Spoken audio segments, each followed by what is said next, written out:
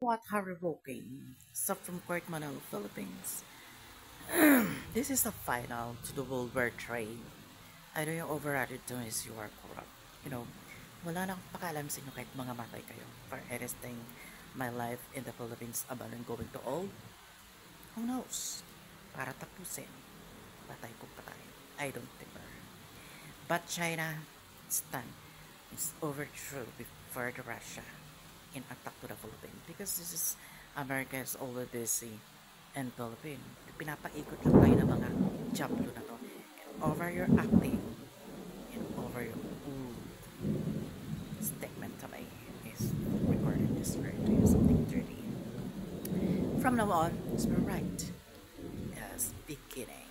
I'll never stop until then. Wala naman mawawala sa akin eh. Sa inyo meron. Your earth is destroyed. Thank you. Dahil na sa wakas, na-realize ng administrasyon na hindi po pwede talagang manaig ang Pilipinas sa isang putukan dahil lamang dito sa mga pinag-aagawang isla at mga low tide elevations. Di ba po?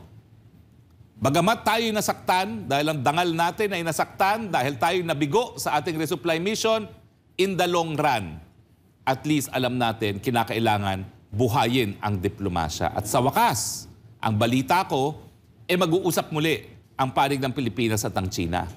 Ayun naman po pinagtataka natin.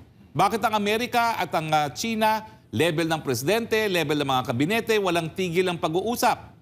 Pero dito sa atin, tinigil ang pag-uusap. Meron pa ngayong mga usapin na dapat daw isarado ang diplomatic mission ng China. Hello?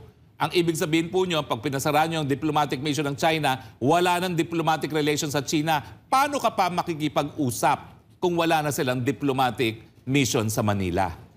Ibig sabihin nun, gera ka na lang.